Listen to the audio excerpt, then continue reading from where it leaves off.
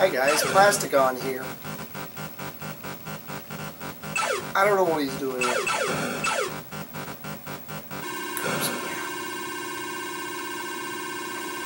I kinda wished he'd go away!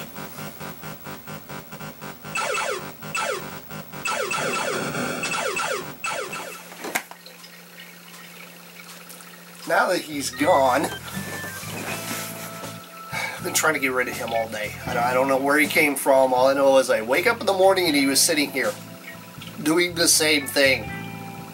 I don't think he moved at all. I went to work. Oh. Anyway, I'm here to do a little bit of a review of something that a lot of you guys probably haven't picked up, or if you have picked up one of these, congratulations, because it's really cool.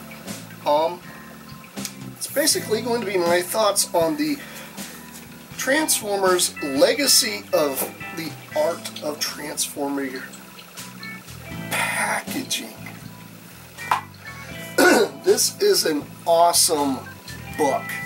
This book is very well detailed, and it's got so many beautiful pictures throughout the entire thing. I really don't want to do like a whole cover like picture art, like show you all the art that's in it, because quite frankly you can probably go and Google image everything that's on here, but there's some really very interesting pieces that are in this book. This book's got like so many crazy things, and I love like how they did this.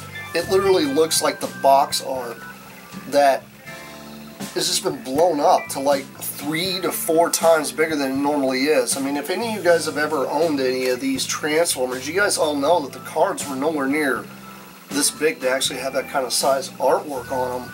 So it's really incredible seeing how some of this artwork just was rendered just so beautifully, because this is back before, you know, computer generated things and such. All this was like cell animation and just cell drawing, and just smoothed out with like airbrushing and such. And just the artwork in this book is really something that actually sells it.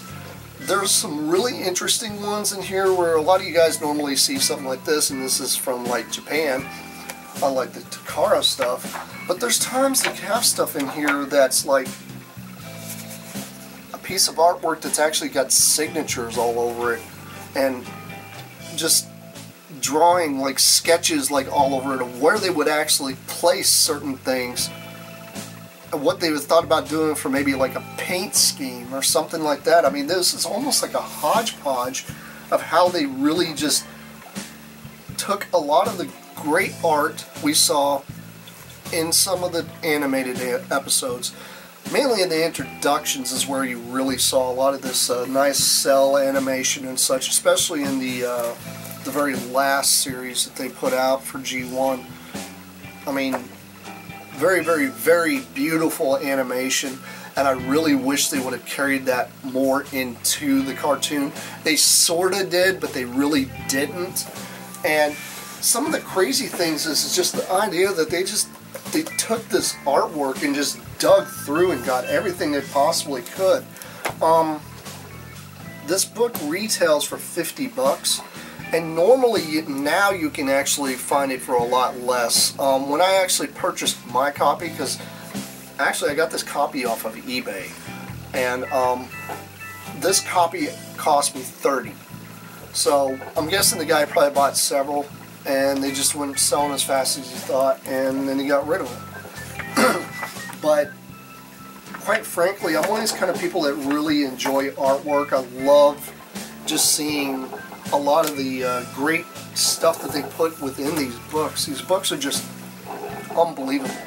It's great how the animation drawings, and I mean, a lot of folks out there barely have ever seen like a picture of Grandus, and this Grandus is very well rendered. It's got a little bit of blur to it, but that blur was done purposely for that art. Basically showing how large he really is compared to the rest of the stuff. And that crackling you're hearing is my coffee maker. He got up and turned on the coffee maker and left. Don't ask me. I don't know what he's doing.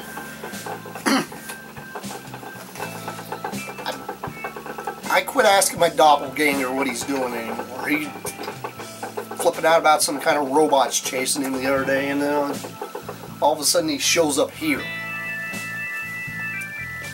I don't know where he... Anyhow. Yeah, like some of the, like, just animation like this. This right here is from the Generation 2 catalog in Japan. It's just, it's rendered art. It's like CG rendered art that they had from the early 90s, and you don't really see much of that anymore. I mean, a lot of guys thought it was like really blocky and chunky, and to be honest, it kind of is, but then again, it's got like a really weird appeal to it. I mean, there's so many cool things in this thing, not to mention that it actually has a few that are in here that were unreleased toys, including some Diaclone stuff where you got Superion without feet plates. And by the way, if any of you guys actually out there own a G1 or G2 Superion, take the feet plates off. He actually will stand up without them just fine, which is kind of interesting. I think they really put the feet plates on there just for a little more stability, but honestly, I don't believe that. You know, it actually kind of makes sense for his jet feet to just be on the ground without feet plates, because why wouldn't the boosters on the jets lift him up in the air? I mean, a lot of you guys out there are all like super articulated, crazy, it's got to have like all this crazy accuracy, especially with a lot of the stuff now, and then that kind of just makes sense if you think about it. But yeah, I mean, they have a lot of unreleased stuff in here, like some of the G2 GoBots and some of the unreleased colors of the Landcross as well in here. There's several in here that just, it kind of blows my mind that they were thinking about some of these color schemes that they never released.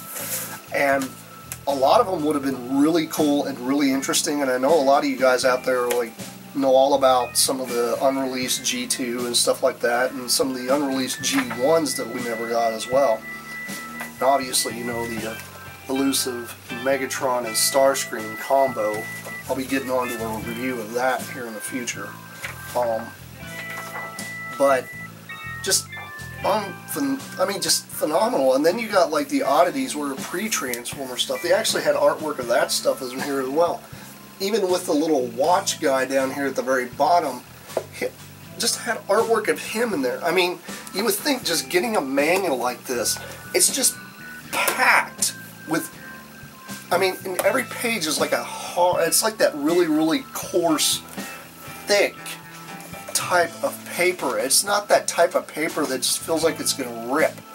Like if you turn the page and such, it's not like tissue paper. It's really decent quality paper they printed everything on, and everything's got a high gloss to it as well.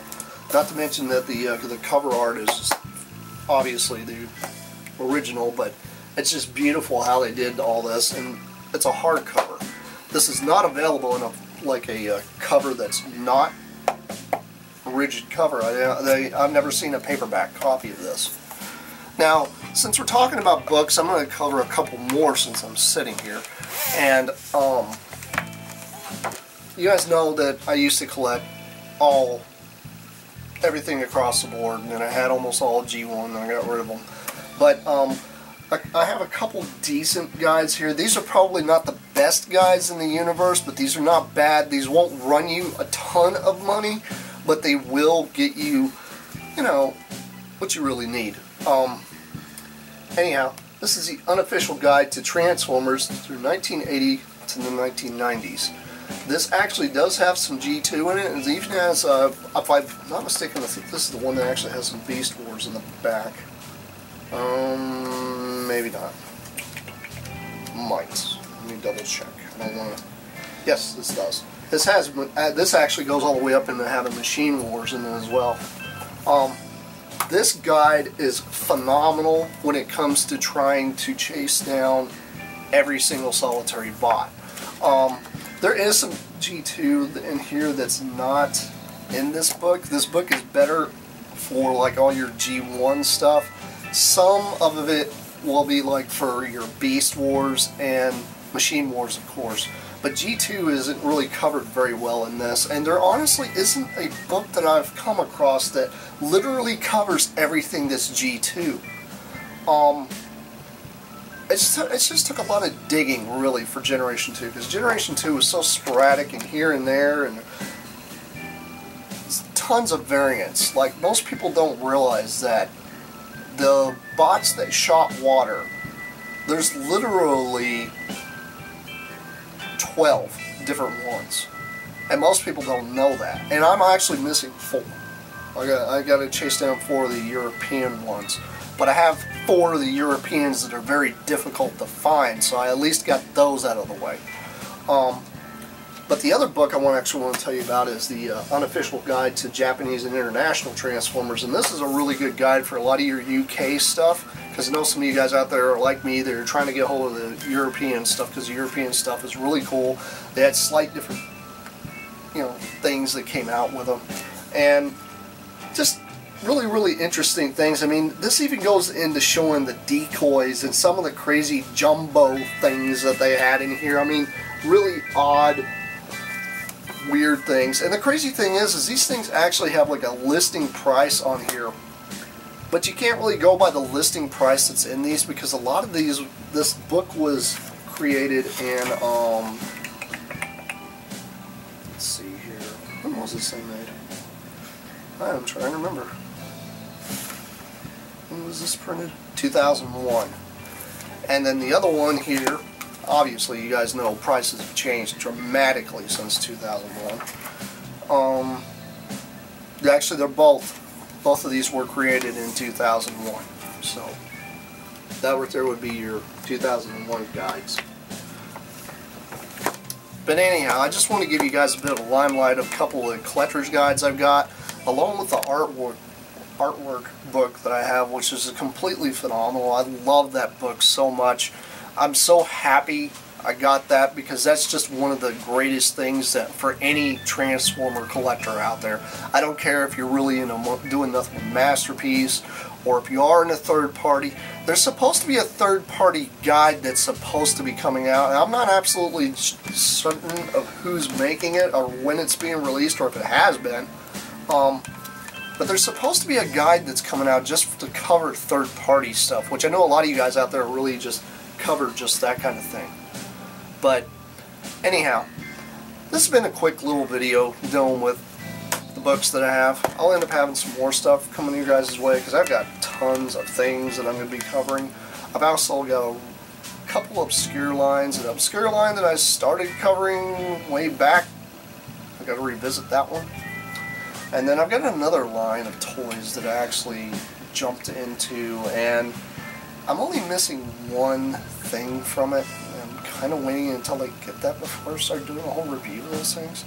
But anyhow, this has been Plasticon, and this is me signing off before my doppelganger comes back. Peace out, you guys. See you later. Bye.